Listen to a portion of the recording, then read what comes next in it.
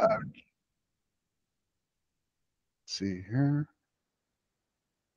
And I have your document open, and so we can kick it off, and thank you very much for making time for me. Not everybody, delivers me the CEO and, the marketing managers of the teams to come and answer the questions, and especially for, we are still, we grew out of Headphone community.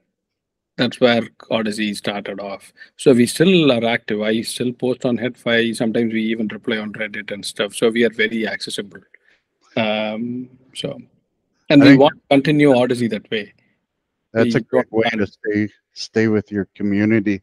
That's the core of your community. And I think, that's how I really learned about how passionate the fan base is about the LCD-2, is that, you've been out since 2009 and you have this passionate fan base about your legacy headphones, that survived, all the latest fads and marketing and gimmicks and, other companies. And you have people that are really passionate about that product still to this day, says a lot about what you're doing, and you're doing it the right way, obviously. So yeah, I mean, LCD-2 is what put us in the market, right? LCD-1 was more of an experimental headphone. We actually had an ADI headphone that we modified, an off-the-shelf headphone.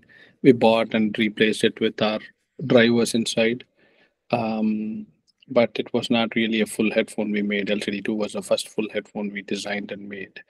And but also, you had asked about some why is it different?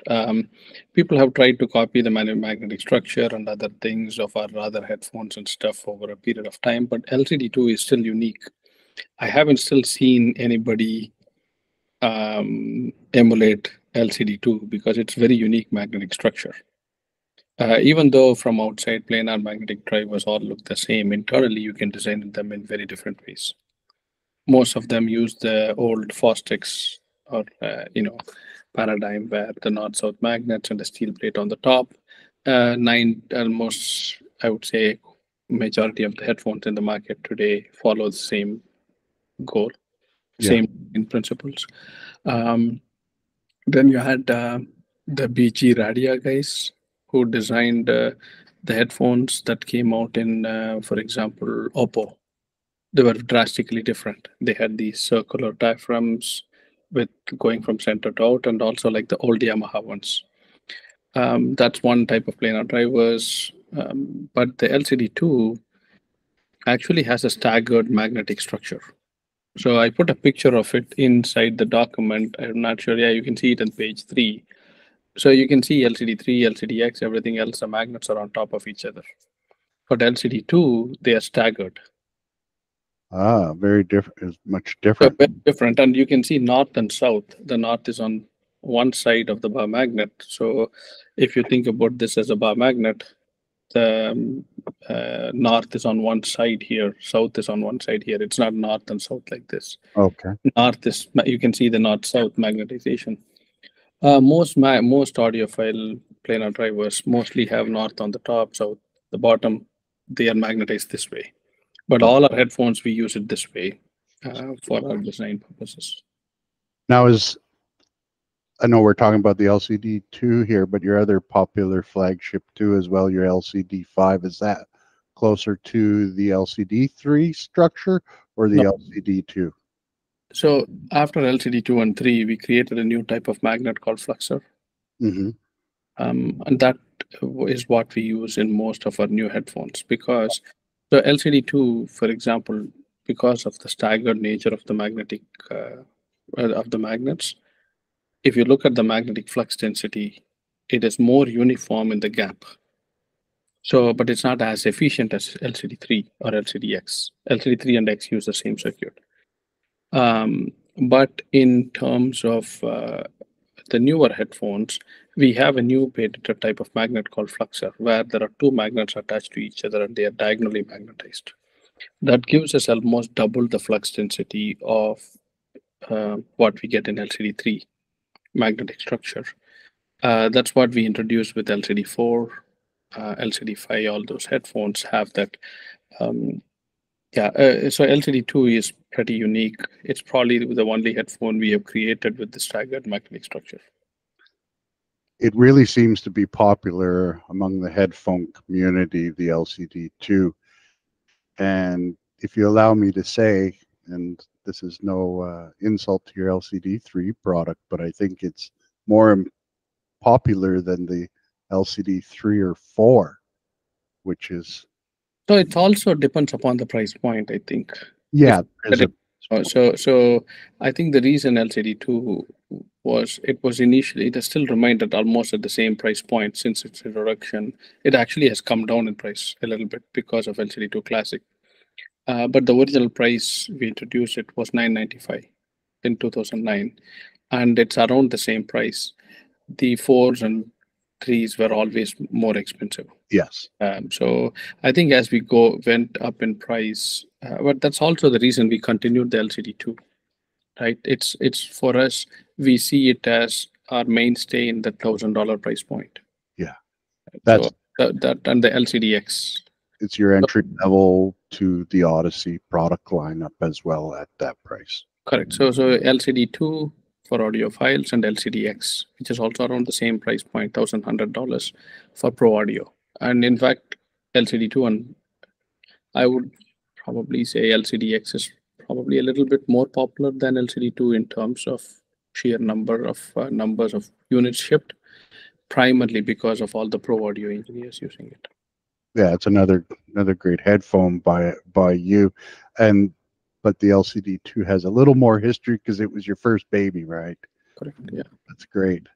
The sound evolution, and that was what prompted me to reach out to you at first, is because when I was listening to the headphones and they were great, and so I wanted to find out a little bit more about the history, because I saw different variations of it and the changes over the years, and I didn't realize why is there a connector going straight, and then why is it angled, and why is there certain woods, and some are black, and then there was a couple silver models, and then there was the classic models. And correct, there over the years I see, obviously it's been quite a while since you first came to market with it, and there's naturally going to be changes and variations and variables, and that's where it wasn't clear about it, because there's some people who still have your very first models today and seek them out,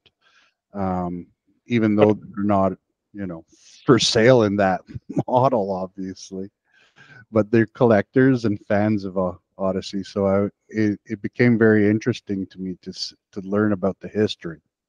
Yeah, unfortunately I cannot seem to share the screen, but if you go to page, I think user feedback and behind the scenes, there's a Dropbox folder where I put some really, really old pictures. Okay, great. Okay, I don't know if you can share it, but if you can share it, I can't seem to share that folder on the screen. I will open that up and I'll share that here. Let's see. Okay. So I have put some pictures for other topics at the bottom as well, but it has some of the very first LCD-2 prototype pictures. And there is one called the left ear cup. Okay. If you go to the ear cup, LCD-2 housing 13 or left ear cup. Okay. So that was the very first original design of LCD-2. Oh, wow. Okay. It was supposed to be a rectangular driver. Okay. And we couldn't figure out how to make it reliably. We could make prototypes, but we could never reliably make it. If you go there, there's a couple of other pictures as well of LCD-2 drivers. This is a filter for a different conversation. But if you go down LCD-2, that was the first LCD-2, probably one of the first LCD-2 shipped. Okay. So you look at this, it basically has the straight angle without the straight connectors. Okay. It also has the foam headband before the leather headband came in. And in the very first ones, it actually did not have the grill with the A in it. Oh, grill. Okay. Just straight grill? Straight lines. But the problem was there was resonance on the grills. in some audible frequency. So we added the A to break up the resonance, but it became kind of like a trademark for us. It is a trademark, Audeze trademark now, because a lot of people started using that in their artwork. There are paintings with that grill. There are people with tattoos of that grill, stuff like that. So we now actually have a trademark of it. But the original, design had these things. And if you go to the very first units, the company name actually was different at the time. It was called Audeze Audio Research Labs. That was the original name of the company. And then in the initial days, I think it was just when we shipped the first 100 headphones or something. After that, we got a cease and desist from Audio Research saying, hey, you have our company and our trademark in your name. You cannot do that. And so we got a cease and desist saying, you cannot have Audeze Audio Research as your company name, and you cannot put it in a product. And it was very, at that time, it was like we had this very big law firm calling us. And so we actually spoke to that guy. It was very nice, by the way. He said, hey, it's not like we don't want you to make these headphones. We just that if you have Audio Research, which is a trademark for us since 1920s, we will lose use of the trademark. So we have to send you a cease and desist. And in fact, that lawyer was so nice. He even offered to pay us for the brochures and stuff that we had printed for CanJam. So we said, okay, we'll just change the name, and it became Audeze. So the very first 200 units, if we shipped, I think, have Audeze Audio Research Labs in the name of the grill. And then we changed it to Audeze. So if you go down, you will see image 4446 and stuff like that. That is the first LCD-2 prototype. Oh, see, this is even before the grill became, it was a mesh design. right. And it was there's no train relief, nothing. This is very first prototype of the driver. And the headband was a single piece of spring steel. It was, as we start, this is the first headphones we made from scratch. The problem was this grill and the yoke structure didn't work because it would grate against the metal headband. It'll be like unbelievably noisy. So we couldn't use that, though we changed it to a plastic. But this was never shipped. This is still a prototype. And then the first shipments had the wood things. But going to their other topic on feedback, Mm-hmm. We were very active on Headphone. We were in all the trade shows, and people would give us feedback saying, hey, I have a problem because I have a short neck and the cable would hit my shoulder blade. Mm-hmm. Because we started using mini XLRs. We were actually the first ones to use mini XLRs. Before us, we didn't know anybody using mini XLRs on headphones. We wanted a small connector. And at that time, you either had 3.5 millimeter or you had custom connectors like HD800. There was no standard connectors for headphones and stuff. So we tried to figure out how to make these things. And then we were also making a microphone. And for the microphone, we used mini XLRs. So that is where the idea to use mini XLRs came from. And we put them in. And now almost every audiophile headphone uses mini XLR. But the problem is the standard connectors you could get would be this long. And for some people, it would hit the shoulder blade. So we started angling them. But once we started angling them, there was a place where some headphone rings will crack.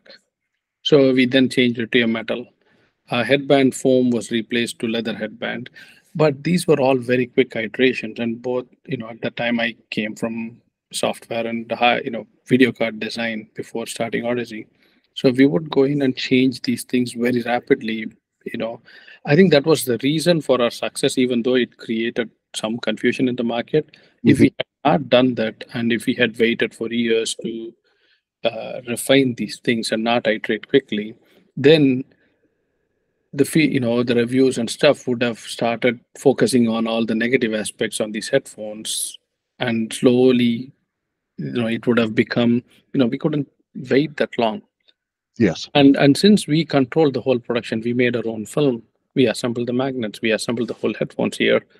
We controlled everything. We did not go to a third-party manufacturer to do these things. We didn't have to do the same. We were like, people are paying us this much money. We need to deliver the best product that we can do today. Mm-hmm. Right. So we kind of kept on modifying it, and in many cases we even did upgrades for free for a while. For example, the initial ones had headbands, blocks that was initially made out of aluminum, but it was causing problems, so we would swap it out for people. I still remember having USPS packages shipped from my home for 100 people for the initial ones. So I mean, that's one of the reasons we could iterate and make these things very quickly, and some of those things are still, we still do it in a slightly different way. We still do release new firmwares, update new features all the time. For example, Maxwell, I think we are in version 68 of the firmware. The drivers, you've been updating the drivers quite frequently. Yeah, even, for example, we didn't release it with head tracking. We released it as a, because that time we were not sure if we could actually support it. But now when our Dolby came in and asked us to help support it, we thought it would be a good idea to add it. How that must have been a learning experience, because it's much different than a computer driver. If you have a problem, you kind of uninstall the driver and move on. And those drivers, could potentially almost make the headphone inoperable, could it not, if there's problems with it? For the Maxwell firmware, you mean? Yeah. Yeah. So I think the chances of making it inoperable is very low, because we would test it at least for us to before releasing it. The problems that come in is one about, there's a question later on about challenges of designing these things. These headphones are becoming very, very complex. They're all like mini computers. You have Bluetooth, you have Bluetooth old Bluetooth, Bluetooth LE, you have USB, you have low latency dongle, and so many different options. You can have multiple radios at the same time on, which radio gets preference. And then on top of it, you have to make sure it works with Xbox, PlayStation, Switch, mobile phones, and some weird version of Android. In fact, somebody even sent us an email saying, "Hey, would you support the audio drivers on Ubuntu Linux distribution?" We had to actually install Ubuntu to make sure it works. But the problem is there is a lot of complexity now, because it's not just a 3.5 mm cable or quarter-inch cable. You just plug in and it should just simply work, right? Yes. We have head tracking, AI, noise reduction filters. All these things have to work, and they have to work well, because it's what is important. We have, fortunately and unfortunately, we have a very vocal customer base because of audiophiles and stuff. They expect really high quality from us. On the other hand, we are also relatively very small. As Audeze, right? We have limited resources. To support all these things takes a tremendous amount of effort from us. For example, we on Maxwell, we support applications in Windows, Mac, Android, and iOS to do this. And I just realized that many of the other gaming headsets only support Windows. Nobody supports Mac. For the application to control it, right? It seemed to be, and I realize it's we do this because there's a lot of people who use this for professional applications. They want to make sure it works with Logic and Pro Tools, so we need to support it. But on the other hand, it also includes a level of complexity. Yes. That, there's a lot of people using Mac computers, especially a lot of your artists that use your maybe they're using a different set of headphones for studio, but if when it comes to a Maxwell, they might be using a MacBook, and or maybe an Android phone, which we're very familiar with. And there's so many different versions of it, and and making sure that when you do an update, it's compatible with so many iterations and versions of it backwards and forward, and especially when it first came out, must have been a real headache to try and keep with, because they didn't have even their own software as well refined for you to test. Yeah, and also, for example, Maxwell is the only headphone that supports Dolby Atmos renderer in the Mac. for mixing at this point. In August, this is still not finally finished, but we will add support for virtual rooms for Maxwell. So people who mix Dolby Atmos can use Alan Myerson's room or A.R. Rahman's room in India. And this is still not public information. But the reason is Alan Myerson mixed the whole tune in that room, and they use this for Atmos mixing. And they want to use, the problem is with mixing now for Atmos, you need a big setup. You need 9.1.4 speakers and all these things. It's not easy for somebody mixing at home to even get to 70% of what, before you take it to the studio. So Maxwell is starting to support more and more of these plugins for professional audio because it's one of the few headphones with full head tracking support in it.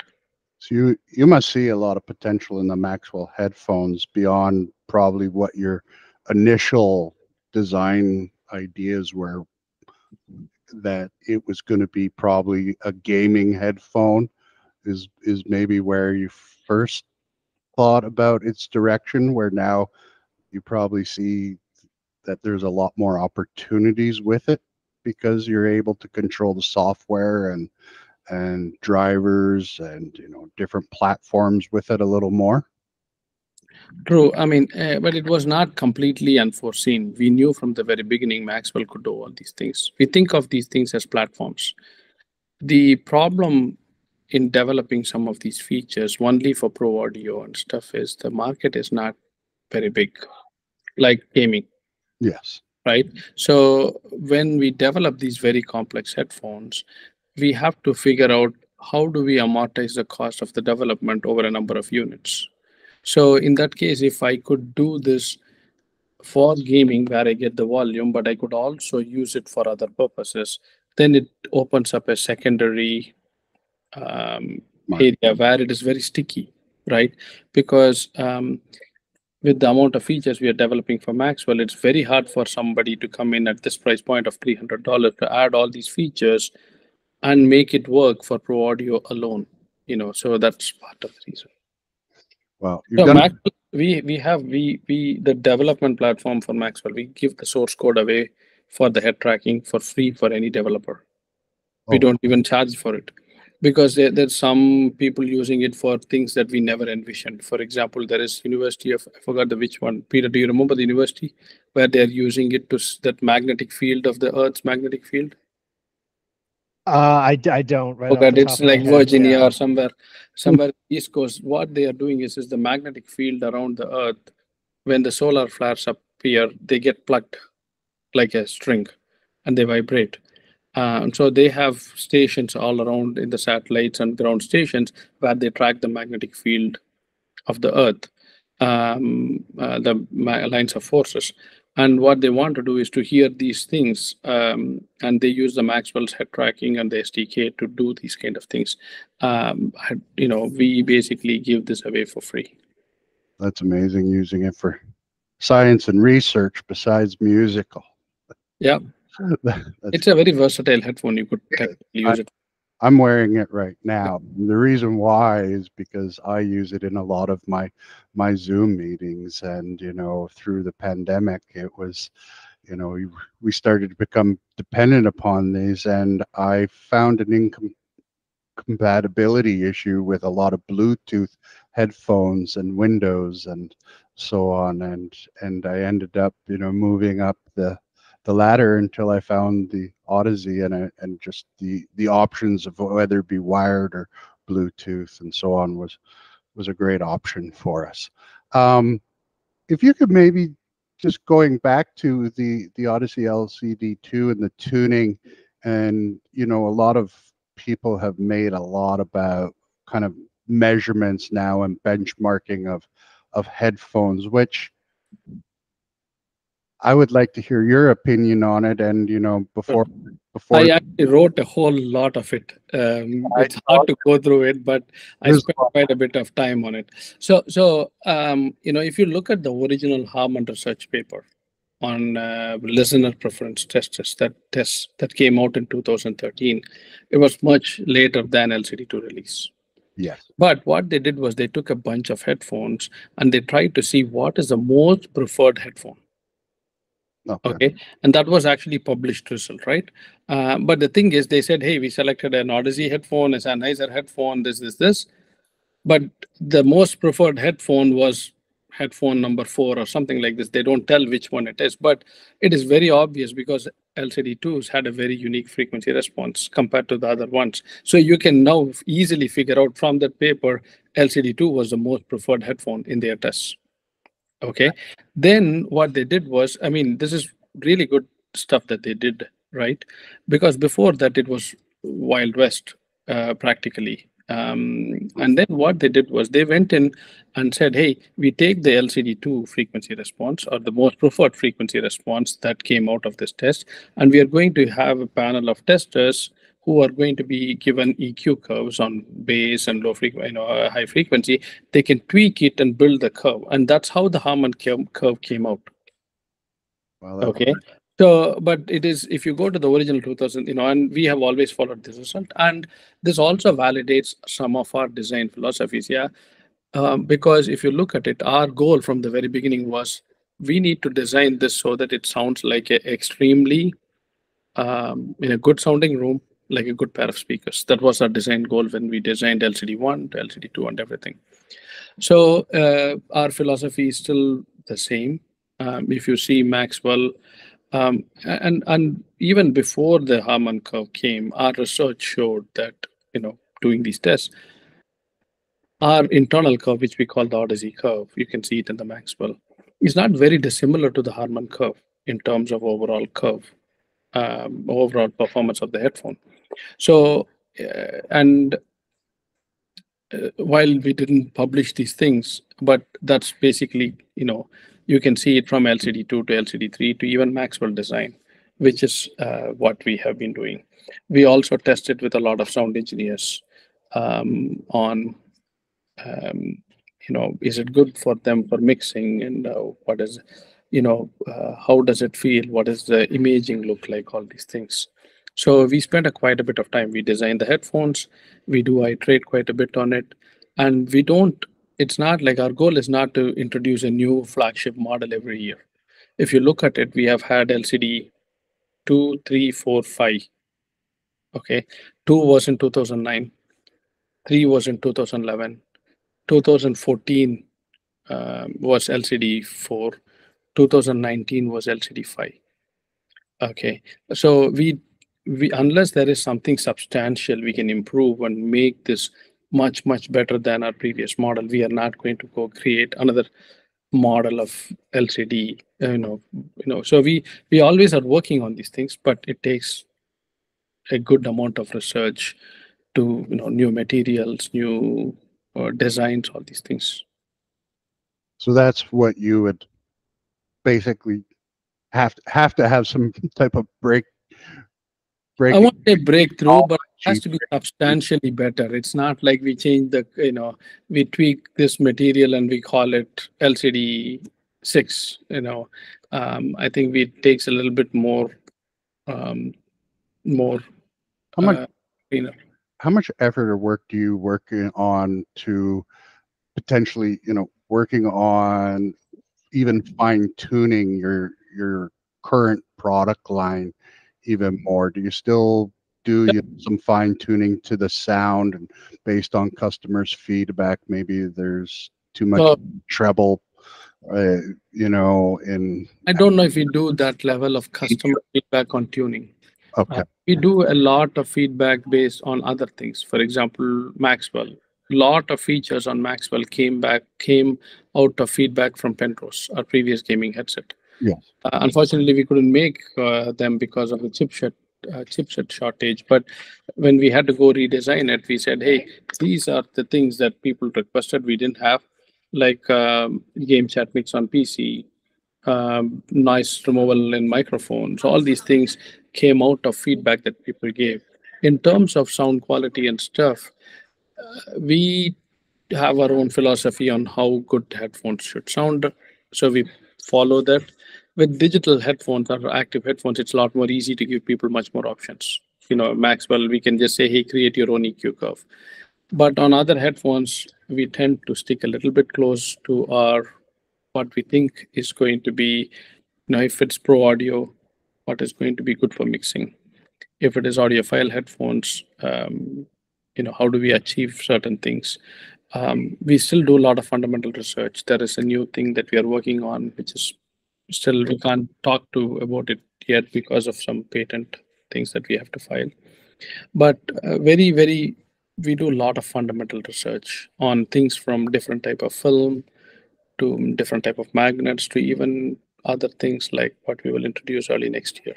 So you're still not trying to innovate, but doing the research and innovation to better your products always and for the future. Not only that, and also even new manufacturing techniques. Audeze is the biggest, not just the biggest planar driver manufacturer in the world. We are the biggest flexible PCB manufacturer in the US.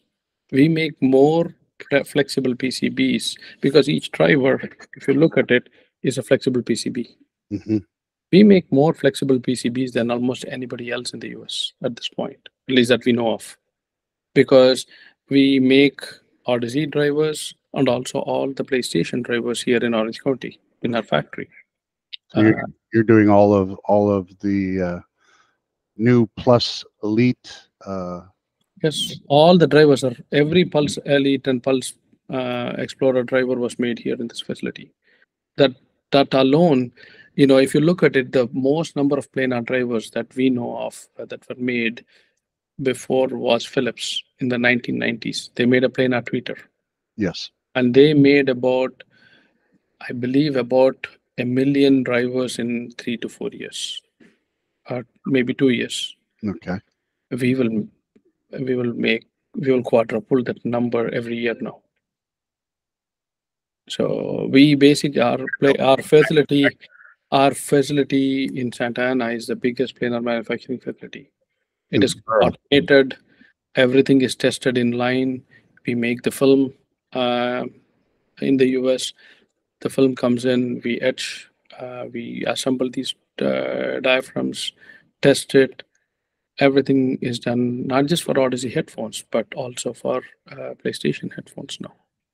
And I guess this is a good segue into your acquisition by Sony. And when that first came out, people were asking, how is that going to affect Audeze, and or is that going to change, from what they've been doing, or take away from their core, and are they going to put their own Sony people in? How people had a million questions on how the acquisition was going to affect the day-to-days or the. So Audeze, if you look at the Sony group, you have Sony Electronics, PlayStation, yes, and a whole lot of other things, Sony Finance, Sony Insurance, all these things. Audeze comes under the PlayStation group, not Sony Electronics. Okay. Okay. So Audeze is also an independent company in the sense we are not merged. It's not, what do you say? Audeze is an LLC, yes, fully owned by Sony.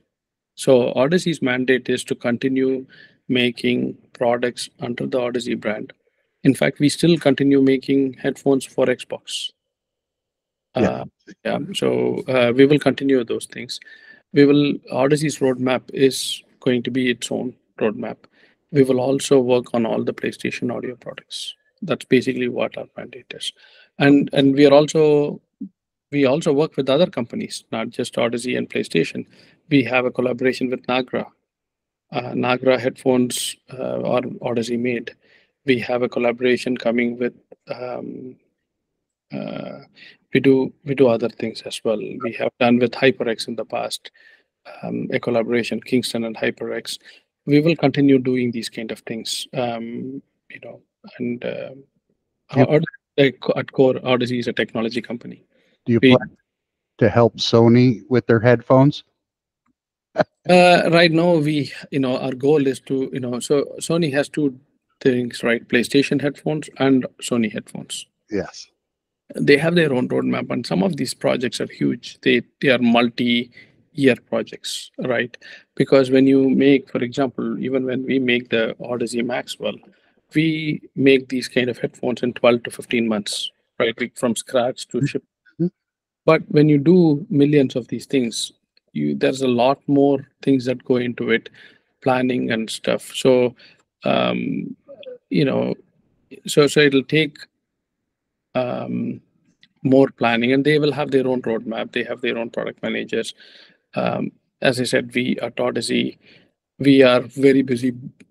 We have a ton of things, and building a manufacturing facility is the same team that builds headphones and these things. Also build the complete manufacturing facility here with all the automation. Right? We design the machines that make these headphones too. Yeah. Do you ever envision that they may tap your technology to help them? I mean, if you take a look at some of their headphones, back in the day, they've been in the studio, and some of their headphones were maybe a little bit direct competition with you. No, they still make headphones for the studio. Yeah. They still make MV1, for example, was recently released. Do you think they're going to tap you for that, because they don't seem as active in the market as potentially Audeze is? I mean, sometimes it's easy to, because we are in this audiophile world, sometimes easy to get into an echo chamber where we think we have a lot of numbers, but when you will step a little bit outside, you see companies that we have never heard of shipping millions and millions of units. It's a very different world. I wouldn't discount the Sony Pro Audio group. I'm pretty sure they sell quite a bit of units. I'm pretty sure the numbers are more than what Audeze sells.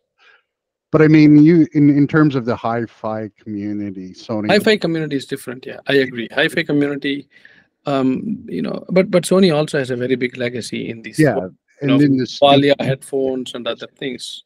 Yeah, and in the studio, the MDR series is still very big. MV1 is still a very good headphone.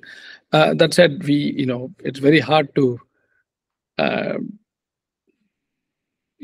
because I don't want to talk about future things. Yeah, you don't know if there's going to be a collaboration or not down the road until those conversations start happening at some point in the future. Correct, yeah, but we are, as I said, we started working on the PlayStation headsets in 2021.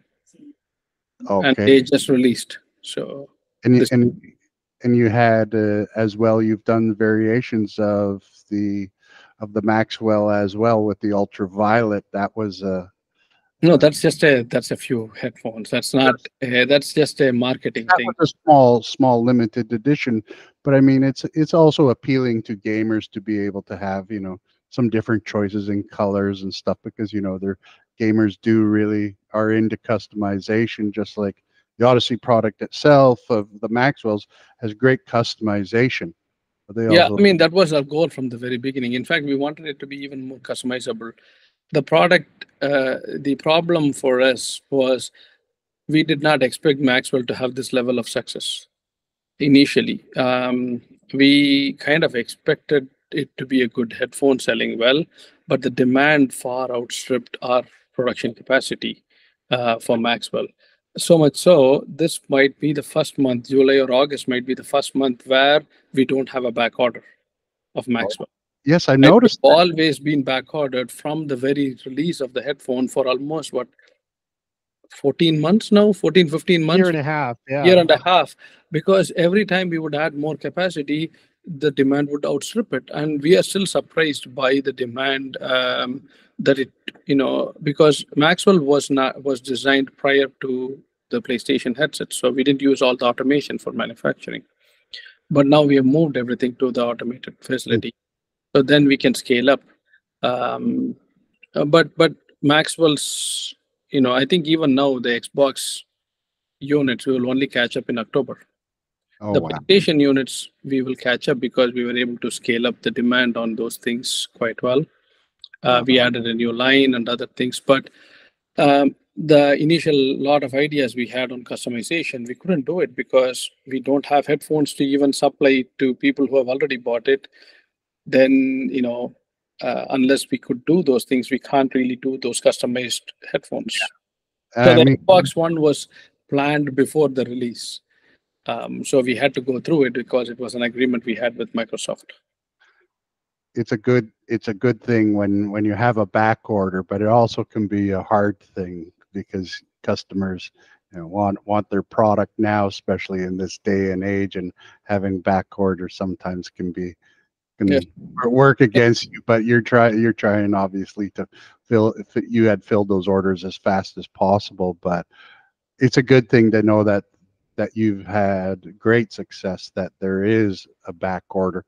It proves to yourselves that you've done a great job with the headsets. And for myself, even, I went through the process of going through a whole bunch of different headsets before I settled on the Maxwell, and it wasn't a fun process, but I ended up with the Maxwell. And even, with not knowing a whole lot about Odyssey, and I ended up here because based on just the quality and the sound itself is what sold me. There was, and that was the most important thing. Yeah, and I still think that, if you can ask Peter, but we hardly do any big marketing on Maxwell. Most of it has been word of mouth. Because if you don't have stock, what is the point of marketing these things, right? And trying to put more money in advertisement till you have product to sell. So we have been very muted on the marketing of Maxwell. So primarily because of demand. And word of mouth gets around really quick. Our employees here, who's a gaming specialist at our site, and I ask him, what's the best headphone, and he names off your headphone. That's a great vote of confidence. The next thing you know, these guys are all in a very somewhat tight community, and the word starts to spread around on whose headphone you should be wearing, because they're wouldn't say the best in the business, of course, but one of the best made out there. Questionably the best, of course, too. And it's a really wonderful and a great testament to the work you guys put into it. One of the features that I know was pretty popular with our editors was the footsteps. One of the options about listening to footsteps in game, because it was really important to people playing RPGs and being competitive. I mean, it's here's the detail. Correct. And then you had a great I session. think Peter had a big hand in that. I think Peter. Yeah, well, so our previous headsets, the Mobius and Penrose, those had some presets like that, but they were all kind of weak, I guess I would say. They just weren't very strong in terms of the changes that they applied to the audio. So yeah, as we were getting ready to release this, I went back to the drawing board and downloaded a bunch of game audio and analyzed it and looked for what frequencies are the footsteps most prominent in, which frequencies mask those frequencies, and created that curve and some of those other ones on the headphone to try and enhance those sounds. So I'm glad folks are enjoying them.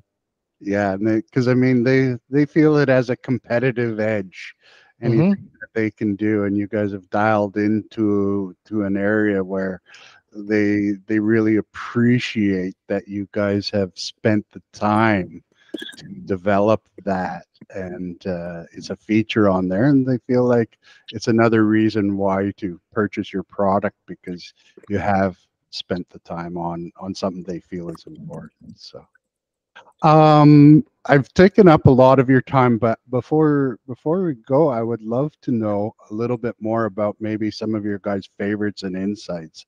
Many of these, you talk all day long about headphones and the technical aspects of it, but rarely do we get to see the insights from gentlemen like you, and kind of what you like and don't like, and or what it is you prefer, actually, more than anything. So it's some of the change. Those things are changes quite a bit. Of course, you got to be the trendsetter, right? So, but we also tend to test a lot of prototype headphones and stuff. So it's very, we have a new headphone. As I said, there's some patents pending, so we can't talk too much about it. But we think it's one of our headphones where we think there is a big change that we have done in terms of getting much better sound quality. That's something that we probably will be either end of this year or early next year release kind of thing. But that's something that doesn't happen as often, right? It's a very it's not LCD-6. I just want to make sure it's That was going to be probably my next question. So it's not LCD-6, where but does it fit? something that we think that is a new. It's like one of those things, like the new magnetic structure we created, Okay. right? Or the new diaphragm film we created in 2016 that substantially changes a lot about our quite a bit. We could, in theory, some of these technologies could percolate all our headphones in future. So this potentially has as a refresh for some of your products then. Maybe In theory, we probably want to get some feedback and stuff. We are still in very early phases, but we test these headphones, and both me and Peter, probably this is our favorite headphone of late that we have listened to. Okay. And the other things, I also, if you share that folder, I'll put, quickly point out a couple of things before, because you asked us about the industrial design and stuff, or production process, how we do design products. Yes. And instead of putting a headphone, I used one of our other products called Filter. And I put some of the industrial design pictures and stuff into it. I'll just pull that up for us now and share that with. And just to your question about favorites and stuff, as far as like things that we're currently producing, I'm a huge fan of our carbon electrostatic headphone. I came from a lot of experience with electrostatic headphones, amplifiers, and this headphone does things that I think nothing else in that space does, and it of course has driver technology with the embedded carbon nanotube film that is, again, unlike anything anyone else is using in that space in the world. So it's both technically unique, but also incredibly natural sounding. So if you look at the TARS Sketch 1, 2, okay. the first, so that one is a product that we make called Filter. Okay. The initial inspiration for this came from the movie Interstellar. Oh. The robot on Interstellar is called TARS. So you can see the diagram on the left, and that is what the initial drawing of the product was. Okay. And if you go to Sketch 2, the second picture, you will see. And here's the actual device itself. That's a shipping product. So that is the product, that how it should look. And then if you go back, and there's a PDF file on the original industrial design of this product. Okay. Okay, you have to close this, and the PDF. So this is how the product initially was designed. Okay. Internal name, right? And that's the color ranges and stuff. And you can see the black version is what we ended up manufacturing, and that's what Peter has on his hand. Okay, so this is So what we do is we knew that this is a technology we wanted to do, because all these conference call speakers were big and huge and bulky and amoeba shaped. We were like, what if we could make a speakerphone the same size as a phone? So you can take it for hybrid work from, home or to your office, or, shared workspace, whatever. So that's what we started designing this product for. It's exactly the same size as an iPhone Max, right? For a speakerphone, but it covers quite a bit of area. For speakerphone, it's a planar driver, makes sound on both sides. And that's the noise removal microphone that we did, AI noise removal microphone. This was one of the first products to have it. Then we put it on the Maxwell. Nice.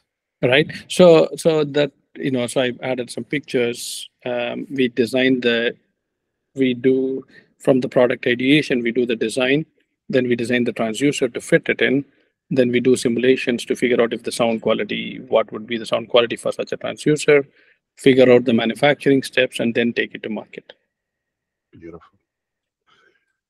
Well, that is very interesting, and I mean, I think that you guys have definitely some iterations or new changes potentially coming up once you do some testing, and I'm sure Audeze fans will be very excited to that. They always love to hear new products coming out, even though it's for you guys painstaking, and it does take a long time and a very long process. People think they come overnight, but they're engineered, and then they're tested and changed, and and then the building and the logistics and everything. It takes quite a bit of time before putting a new headphone out. So we'll look forward to hearing more updates from you in regards to potentially some new variations or a new product, however you decide what direction you decide to take on it. I'm sure people will love it because you've done a great job with almost all of your products that you've put out for them. I had asked you if, were there particular artists or music engineers, that you really enjoyed listening on the Audeze headphones yourself personally? Now, Yeah, I mean, I know it's hard because you don't want to. No, I know. I'll tell you two people who I actually have met in person and listened to their music quite a bit. And when I was growing up, in the most famous musician was A.R. Rahman in India. Okay. He made Slumdog Millionaire and other movies as well. He's a composer. And when we had the first prototype of LCD-2, I showed it to him. He had just won his Oscars and he was in LA, and I showed it to him. And he actually told me, one of the first people to tell me, Shankar, you should quit your job and do this full time. Okay. And that gave us a lot of confidence, because by far he's the most popular musician to have come out of India ever, right? In terms of albums and stuff. And then the other person who once in a while drops by and stuff and is Stevie Wonder. So sometimes he will just have his assistant drive him to Audeze. He always comes by our booths every time at NAM, but once in a while he would come here to Audeze offices. And I have listened to him live in performances, and he gave me front row seats to one of his music concerts. It was just incredible. There's a lot of other artists we have worked with, but these two completely stand out because both of them have almost no ego. They are so easy to talk to, and I mean, it's a small anecdote, but I was not born and brought up here, so I don't know enough about. I didn't study enough about all these things in school. But one day when Stevie was here, the Martin Luther King holiday was coming, and somebody mentioned it, and then Stevie told us that how he was instrumental in creating the holiday. He went on all those marches with Mrs. King, and then he would perform for these million people marches and stuff, and he would take this to the Senate every year for them to evangelize to get this into a holiday. I was very surprising for me because I did not know about this before. And he actually took his time to, patiently explain it to us, and I thought it was incredible. Wow. It's great that you're able to connect with the artists like that, and the artists that use your product give you some feedback also as well too. And yeah, in fact, if you look at many of our headphones, they either have audio cues or braille. Oh, yeah. Okay. They have a lot of our headphones, analog headphones, EL8 and stuff had braille in them. We added them. And most of our new headphones like Maxwell have audio cues in it. So even you can basically turn anything and it'll tell you what button it is switching to. That's great. And just to throw out one other little nugget, as far as the music realm goes, one guy whose music I really enjoy that we've had the chance to work with at Audeze is, I was going to say Steven Wilson, who's a musician, most known for the band Porcupine Tree that he'd been a part of, but now he's done a lot of solo work. And his latest album, The Harmony Codex, he actually mixed a bunch of that on LCD-5s. Uses those routinely in his work. We've got some videos and stuff that we've done with him, but it's an incredible sounding piece of music that was done all in immersive and spatial formats, and sounds pretty amazing on Audeze headphones or Maxwell, any of them. Or other headphones too. They sound yeah. Then the other one is Jordan Rhodes, Dream Theater. Okay. So Jordan he uses an LCD-5. And also Manny. Manny is part of Audeze, MM100, MM500, those headphones. Manny mixes a lot of music. He mixed Kendrick Lamar's Mr. Morale and stuff on the LCD-5, I believe. Yeah, LCD-5. And then, well, and also some of the early MM500s. Like I was there at the studio. We were doing some photo shoot and stuff, and he had this track on in the background, and everybody in there was just like, "Oh, this is just the catchiest thing." And of course, it was like the lead single off of that album. He's like, "Yeah, this is the new Kendrick album. It'll be out in 2 months or something." And just casually, just playing it in the background. I'm amazed every time, the Grammys come around and you guys send out your newsletters about the people that have, used your products that have won Grammys. And I guess it's a testament. That's the ones we know of. Sorry? Yeah. That's the ones we know of. Okay. Sometimes we don't know that they use it, because sometimes we are surprised as well. One day, I think 4 years ago, we had a video that Elon Musk posted about some music he was working on with his then wife, and he was wearing an Audeze headphone in the video. We had no clue, but yeah, You're gonna have to go to the Grammys soon, Sankar. I mean, I think I've been there once with the Warner Music guys before. It's more of a music celebration. It's more a little bit, we do have every year we do a Manny Morocco with Manny. We do a small event. Manny hosts it, but we usually sponsor it. It's a pre-Grammy celebration or post-Grammy celebration. I don't remember which one. Post, yeah. Grammy celebration at the Larabi Studios in LA. It must be really nice to know that your product is, not to take too much credit, but it is very instrumental in the final product, because obviously, working in the studio and listening to the songs and fine-tuning it and getting it to, production, they're using your monitors, your headphones to figure out, what people are going to like, and, Grammy award-winning songs using your product as an instrument to create that product is, a really nice accomplishment. Yeah, I mean, and even other headphones. Give me 1 second. He's literally going to grab headphones off the shelf right now. I have headphones behind me. Oh my God. These are MRI headphone. This is the headphones we make we worked with the carbon is based on this headphone, but this is for the MRI machines. It's incredible to see that people will be using some of these things for very different applications and listen to music. They go like this inside an MRI machine. And they have optic fiber cables and stuff, so that there's almost no metal in this headphone. That's it's we worked with UCLA. And that's the genesis of where the carbon nanotube based electrostatic driver came from, was to be able to build a headphone that could be used inside an MRI machine with the limitations on how much metal it could contain, which is very little. That must have been a heck of a challenge. It is, and because MRI machines, if you go inside, especially the ones where they put the head cage and all in those things, there's version of this. There's also a version for kids with a smaller driver. Because 30% of the people do not want to go inside MRI machines because it's claustrophobic and noisy. Yes. When they get inside the machines, they are also agitated.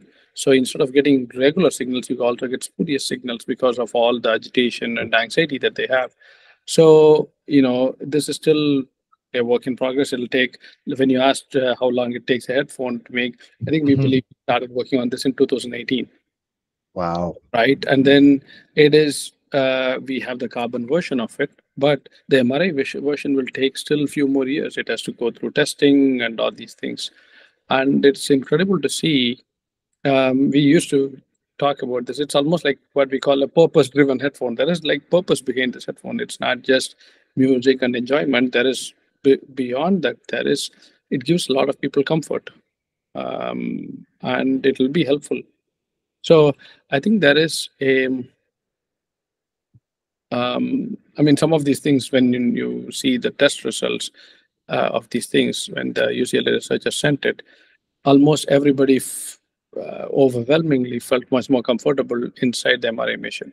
and it took less time for them.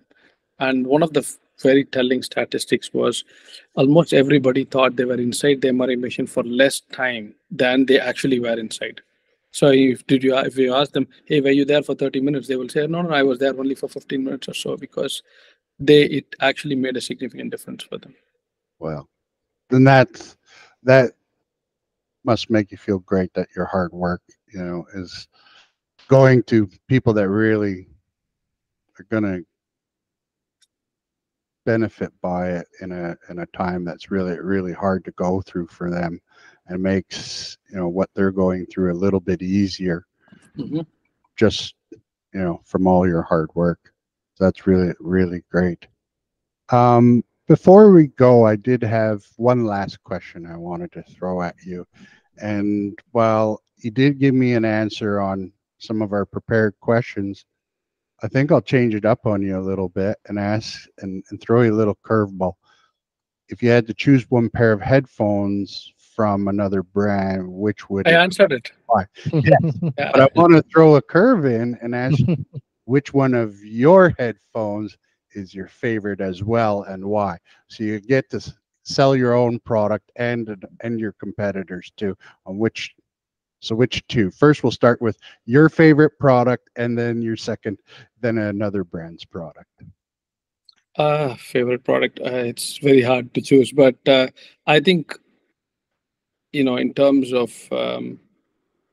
Maxwell is pretty close, because we put in a lot of effort into it.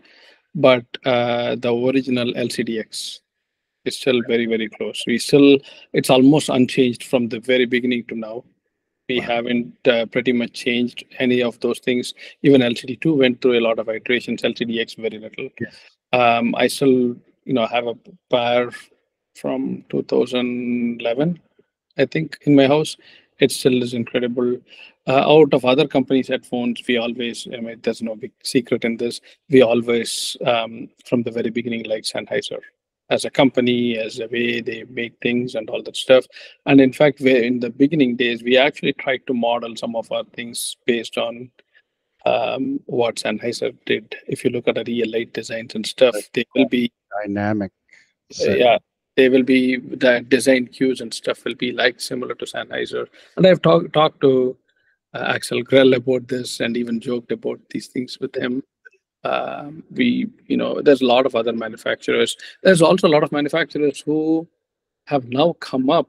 For example, many new companies, they bought, they were one of the first customers for LCD-2, because I still have the list of original customers of LCD-2 from the very beginning. We can say, oh, he bought this headphone in 2009. He bought this, we can go back and look at it. We have a list of customers, but going back to it, we like Sennheiser. We like a whole range of manufacturers. Some new ones that are doing really good stuff. Meze, and the designs are incredible from them. There is even a new. We also many times work with other companies to help them make prototypes, because we started off this way. We make prototype headphones for other companies too sometimes. There's a lot of people have tried to either imitate or copy or work on newer Planar headphones, and that's why they purchased your product. And there's ones out there, even just mod house tungstens, which I'm sure you're familiar with too, and they've take design cues from the products you've built. Correct. And we also have taken, right, for in the beginning, we also got from, like, as I said, ear light design. Many of the design elements in ear light were inspired by Sennheiser's headphones.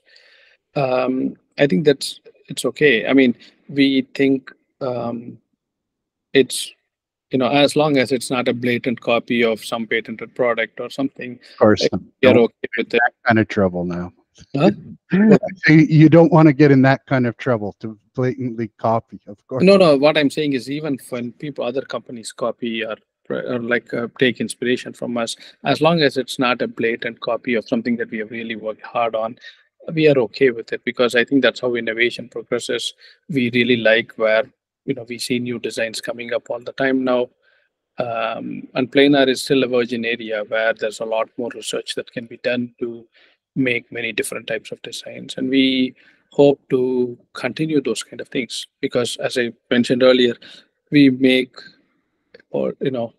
tens of thousands of drivers a day in our LA factory. And some of these things, we had to create new methods to process it. We had to work with our film manufacturer to manufacture film at this scale because they've never manufactured film at this scale before for a US customer. So we worked with them. We actually had to help them with transportation challenges. How do you take these monomers to Alabama to make something? Those kind of things. So nice.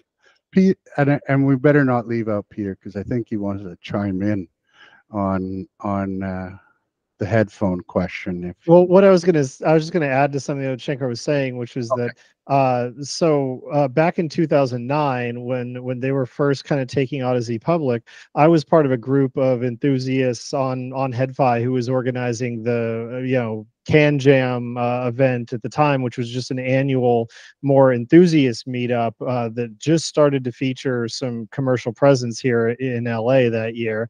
Mm-hmm. And I remember that the Sennheiser HD800 was kind of like the big product launch of that event. That was like the thing that everybody was talking about and wanted to try, and it was the big item of the moment, if you will, when Shankar and Alex Rawson, back then had like half a table to show this one kind of prototype headphone, but that once that most people had no idea about, hadn't heard of it, and to see what's kind of come and what's happened over the years since then, it's quite an amusing contrast of where we were and where things have gone since then. But yeah, to your question, I mean, yeah, it's a very interesting, laudable design that really captured a lot of people's imagination at the time because it was so unlike a lot of other things on the market. And in terms of something that someone else does that I'm quite a fan of, it's a very different sort of thing, but it's the headphones that are being made by ZMF in Chicago, that they kind of started out in a similar way to Audeze, kind of a little bit homebrewed and using a lot of these wood parts and that kind of thing. And they've evolved that in a totally different direction to these headphones that are really visually spectacular in their woodworking and in their use of these different woods and these different finishes. And so it's and of course they have their own kind of unique sound as well. But yeah, it's really like visually product unlike any other there. And well, I kind of already hinted that I think of our current headphones, Carbon is the one that kind of hits the sweet spot for me. And like most electrostatic headphones, it's a challenge to drive and get all the sound quality out of it that you can, but once you do, it's unlike anything else. So I also posted in the same Dropbox folder some pictures from the original Can Jam. Mm-hmm. And because I was looking for pictures for you today, LCD-2, I found these pictures from 2009. So I posted all of them into the Dropbox folder. These are the original LCD ones. Let's see. And I still am in touch with a couple of them still, by the way. Yep. Yeah, for example, if you look at the top, very top, if you very go to top? the Can Jam and other pictures, the first one. Yeah. Okay. Click on that guy's name. He used to be very active on Headphone. Okay. I believe his name is Sachu. Okay. Oh, and actually, I can tell you who the guy in the background of that photo is. That's Wayne. He was a mod on Headphone back in the day. Yeah. Yeah. So that's the LCD picture, and in front of us, that orange color booth, I believe, is the JH Audio. Yep. Because they had just started JH Audio, and this is Sachu. He works at Intel right now. At the time, he was just a student. And, there's couple of other pictures as well. I don't remember the other guy's name, but these two guys, Wayne and Sachu, I'm still in touch with Sachu off and on and off. At the very top, if you go there. At the very top. Is it this one here? Yeah, those two. Those two, I don't know this guy. Yeah. You don't know this guy. I don't know him personally. I don't remember who that was either. Yeah. Yeah. In the picture. There you go. And here's another picture of the headphone. Yeah, and you can see the Audeze logo was not the A at the time. It was a purple and white thing. Yeah. Yeah, that was our big logo at that time in the beginning. That's Even the original LCD-2s had this logo till 2013. I don't think I've ever seen a pair of those headphones ever. I mean, I watch the secondary market where a lot of these probably might end up at, but no, this one I don't think it's very rare. We made one. You don't think that this one's going to end up at the second market? I don't think so. It's very hard to get. So we're not going to see one of those on eBay. It'd be pretty unlikely. Office, though. You still have some of those old ones at the office? Do you ever try them out just for? No, actually, the driver is actually pretty good. The driver still stands. In fact, we still have a lot of people with the original LCD-2s from 2009. Yeah, no, and I noticed them, and and that's kind of how I started to wonder more about the LCD-2 product is, through my time of checking the secondary market, and there was a silver one and a black one with the LCD-2s when it was wood.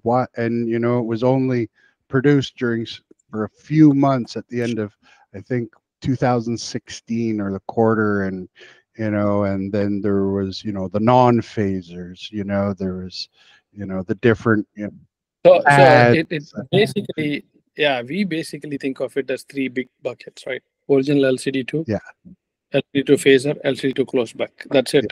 Those are the three big changes. There were a lot of minor changes, headband change and other things.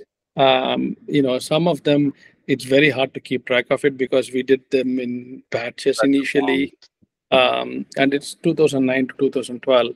I'm probably have to dig out all the old Excel files and figure out when we made the changes. Did you ever think that the community would be that interested in the details of the products? Because actually somebody has a wiki page on it. In fact, when I don't know if you know Kabir, there's one of those guys who was in Headphone in the very beginning. In fact, he was very instrumental in Audeze. Kind of what we didn't realize was he was just so this guy used to post about orthodynamic headphones and planar headphones at the time. There was his thread was the longest running thread. It was called the Orthodynamic Roundup or something like this was the title of the thread. For a very long time, it was the biggest running thread on planar drivers. Still LCD-2 came, and even after that. And this guy, his name was Kabir from the UK. He used to post about it a lot of times. And then one day he saw our post in a pro audio forum and contacted us and said, hey, if your guys are making a planar headphone, there is this thing called Headphone. That's how we came to know about Headphone. Nice. Okay. And then last year he came by Audeze from the UK. He visited us. What I didn't know at that time was he was only a high school kid at that time. And he was very active. Now he is in his early 30s. He has kids and everything. So he came by to visit Audeze last year. And he has one of the original LCD ones. But he also started many of those threads that were running for 10 years and stuff on Headphone. He's not active as much, but he posts still. But he is also probably one of the most gifted people who modified headphones. He has a collection of vintage planar headphones, almost surpassing anybody. So he works for Ford in the UK now. Sounds like, and many of these guys, we are still friends with them. That's great. So it sounds like he's one of the biggest Audeze fans. At that time, yes. And original, Arsachu and all these guys, yeah. But I mean, I think the biggest Audeze fans are still the people who get the tattoos. I still can't figure out why they do it, but that takes commitment to a bigger level. Those, that's I honestly I haven't seen the tattoos yet. I'm now that you've said that, I'm gonna. You have the video of the tattoo? I don't. No, Peter, I'm asking Peter. Yeah, let me see. I gotta look. Gotta look here. Yeah, I have it here. I don't know if we have permission to share this in the sense that I don't know if we have permission to post this. Yeah, I don't know. But we can share it with you so that you can see it. That's basically what I'm thinking. Yeah, that would be great. And and I've seen, people put, their favorite athletes on their body, actually ahead of their favorite athlete on their body, a tattoo, and favorite musician, and so on. And we've seen some of smartphones, either the little robotic Android, but not a headphone. That'll be a first for me. No, we actually have seen quite a bit of these things. And your logo, I'm sure, too. Yeah, no, I have seen a lot of Shure microphones. It's amazing the passion that the fans bring when they're really into your product, and that must bring a smile to your face when you see that your consumers are now turned into fans and almost advocates for your product, and love your product that much that they're going and that passionate about it that they're willing to put a tattoo on their body for the rest of their lives. I know. That's why I said it takes a level of commitment. Do you have a tattoo of Audeze on you? No, I don't. Okay. Yeah, have you ever thought about it? Have you ever had maybe a drink or two at Christmas? No, I'm not. No. Maybe still yet, though, because you never know. Maybe like that movie. The next time you see me, I have a tattoo here of the Audeze. Sankar's hangover. Hangover. Well, I thank you, gentlemen, both of you, for walking me through some great history, explaining the technology to me and some of the processes and the future. We're definitely going to be looking forward to this new, patent pending technology that you're hoping to release. I think you put in my documents at CES next year. Of course, that's always subject to change because you don't know when some of these things take roadmaps and and delays that you can't see. But we'll definitely keep out for it, and we'll hopefully circle back when these are out and you can tell us all about them once you're able to. And we really appreciate both of you for the hard work and your continued passion towards headphones and the community and hi-fi industry as well, and your contributions. And thank you so much. And thank you very much for your time as well. And I look forward to you passing on to me the history of the LCD-2 so I can do my best to share it with the community as people Google and search for that information. We can. Yeah, it might take me a few more days. I just realized this is a short weekend. Yeah. Yeah, I understand. I don't expect the 4th of July you to be digging through your files. Yep. But thank you, Peter, and thank you, Sankar, for your time. Pleasure. Thanks. Thanks a bunch. Great to meet you. Great to meet you. Hey, Chris, follow up with you. Peter, I'll call you. Okay. Sounds good. Thank you, guys. Bye-bye. Thank you, Chris. I appreciate it. Thank you, Ari. No problem. I'll follow up with you. I'll be in touch. Sounds great. Thank you, Ari. Take care.